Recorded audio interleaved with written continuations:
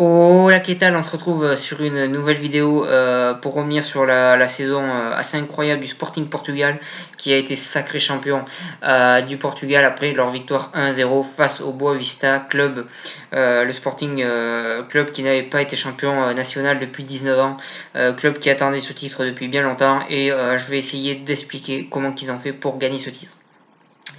Alors déjà d'abord je pense qu'il faut parler de l'entraîneur Ruben Amorim qui clairement a su créer un groupe avec énormément de jeunes joueurs qui sortent du centre de formation ou qui ont été recrutés en début de saison.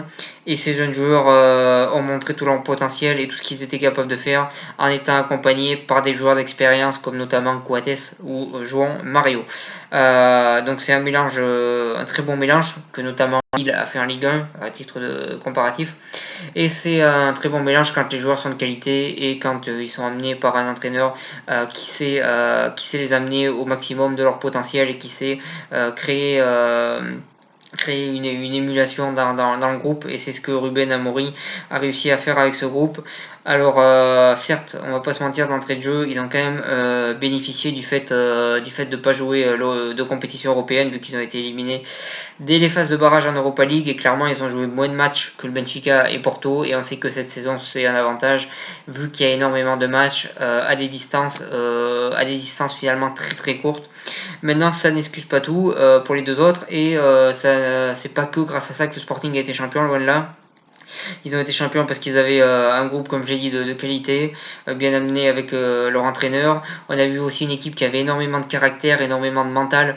On a vu une équipe qui a marqué énormément de buts dans les dernières minutes, ce qui prouve que c'est une équipe qui lâchait rien, qui prouve que c'est une équipe qui donnait tout et qui voilà, avait un mental d'acier et qui ne lâchait rien jusqu'au bout et qui était prête à se battre jusqu'à la dernière seconde. Et c'est grâce à ça qu'ils ont gagné énormément de matchs en marquant dans les dernières minutes.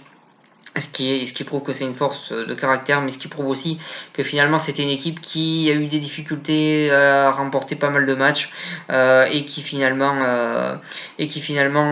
c'est pas gagné ce championnat de manière si facile que ça. Après on sait qu'ils avaient un effectif quand même assez restreint, et donc ça peut se comprendre, et avec cet effectif là qui n'était pas non plus pléthorique, ils ont réussi à gagner ce championnat.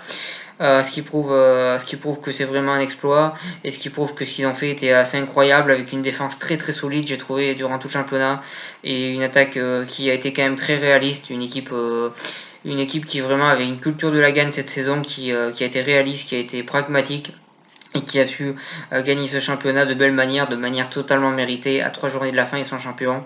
Donc rien à dire, c'est totalement mérité pour le Sporting.